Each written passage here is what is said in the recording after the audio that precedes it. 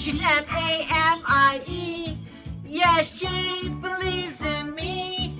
She reads a story from a book or two. She's M-A-M-I-E. Mammy's Corner! Hello, my littles. Welcome to Mammy's Corner, and I'm Mammy. But you already knew that, didn't you? And it's time to do our affirmations. Are you ready? Are you ready? All right, here we go. Ready? I am loved. You are loved. But did you say it louder? Let's say it louder. Ready? I am loved. Good job. Now, besides your parents who loves you, that's right. God loves you. Who else loves you? Mammy loves you. And don't you go forgetting that. Next one. Really loud. Ready? I am good. Are you good? You better be good. All right, let's say it one more time. I am good. Good job, my littles. Now for the last one.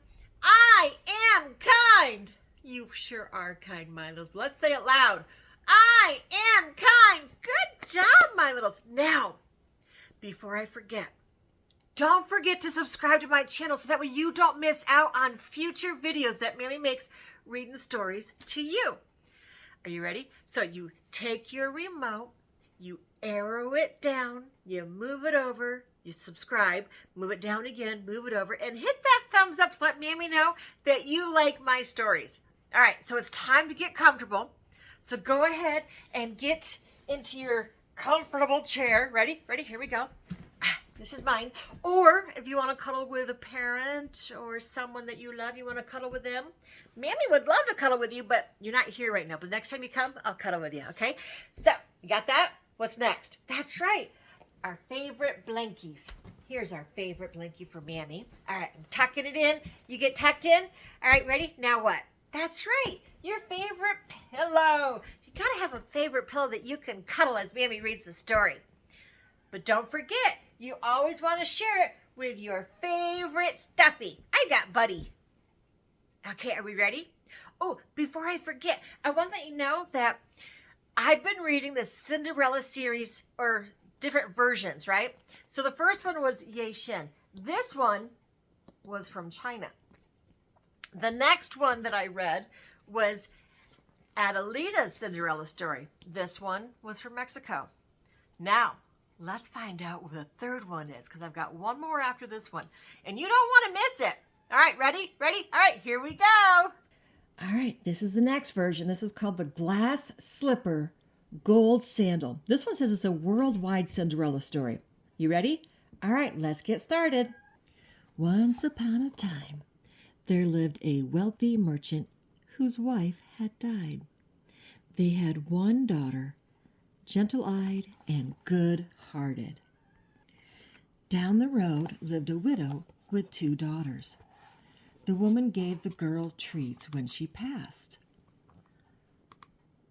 A pan dulce to eat, sugarcane to chew. The girl knew that her father was lonely. You should marry the widow, she said to him. She's nice to me. The father had his doubts, but the girl kept asking, and how long can a father say no to his daughter? And so he and the widow were married. But no sooner had the stepmother moved in than she began to order the girl about. All day long she set her to weeding the rice fields and cooking and carrying. The woman gave the girl's room to her own lazy daughters. At night the girl had nowhere else to sleep, but curled for warmth among the ashes on the hearth. Oh, how sad. Her stepmother allowed her only a few scraps of food. Her stomach howled. Then the girl recalled how she'd begged her father to marry. I picked up the scorpion with my own hand, she told herself. She vowed not to complain to her father and upset him. But when the girl was out tending the cattle, the beasts heard her crying for hunger. Don't weep, said one of the cows, and the animal poured honey for her from its horn. And a fairy gave her figs and apricots. And Godfather Snake gave her rice. So here we have it like a Russian, and we have Iran, and then we have India. That's where the snake is. Once she was eating well and proper, the girl bloomed into a right rare beauty. The stepmother couldn't fathom it. And meanwhile, her own sour-faced daughters would curdle the milk if they looked at it twice. That's funny.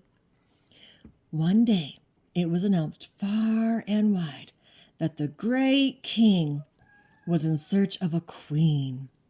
All the unmarried women dressed in their finest robes and set off for the palace.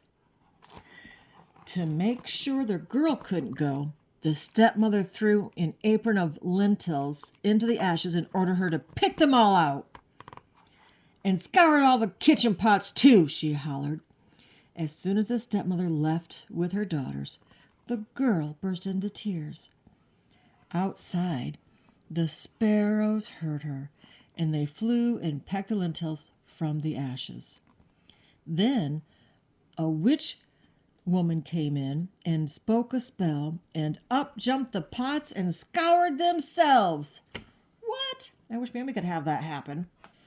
The girl was free to go, but she had nothing to wear except rags. Then she looked at her mother's sewing basket. Then she reached into the hole in the birch tree. Then a crocodile swam up to the surface, and in its mouth was a strong made of gold. That's silly, isn't it? Oh my goodness. And then a cloak sewn of kingfisher feathers. Whoa. A kimono red as sunset. Wow. And on the girl's feet appeared a pair of glass slippers, diamond anklets, and sandals of gold.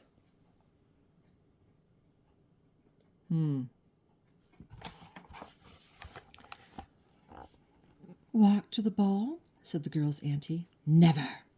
She picked a big round breadfruit from a tree and tapped it 3 times with her wand. Ready? 1, 2, 3. Quick as the blink of a firefly, that breadfruit changed itself into a coach. Whoa! When she made her entrance, so great was her beauty that the musicians stopped playing. No one, not even her stepmother, knew who the beautiful stranger was. Whoa, look at that. Pretty cool, huh? All night the girl danced with the headman's son until the first rooster crowed. Then she remembered she had to leave at once. She leaped onto her mare's golden saddle. "Who are you?" called the prince. The girl had no time for words and charged down the lane. The prince sprinted after her, got a hand on her shoe. See, there it is right there. And the dainty thing pulled off in his fingers as she galloped away. The king declared he would marry the golden shoe's owner. He ordered the women of the court to try it on, but none could squeeze inside it. And so he went searching for its owner, up and down mountains and across deserts, until he came to the stepmother's house. When she saw him approach, she grabbed her stepdaughter, wrapped her in a mat, and hid her. That wasn't very nice.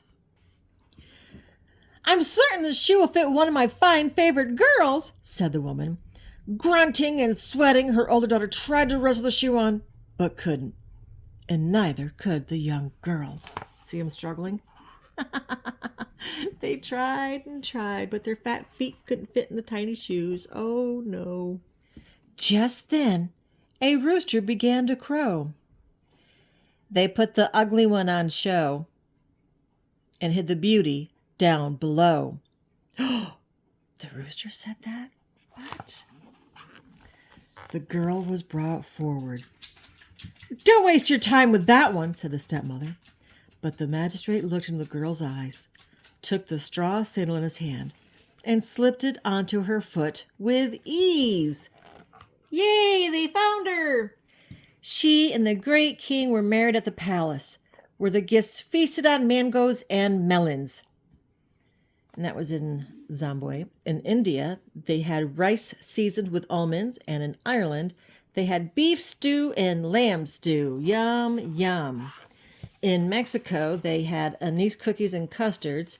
In Iraq, they had such a wedding it was, and such an adorable couple, it says. And then in Korea, and such a wondrous turn of events. Look at the party. Woo, look at that. That people today are still telling the story. The end. Wow, what a story.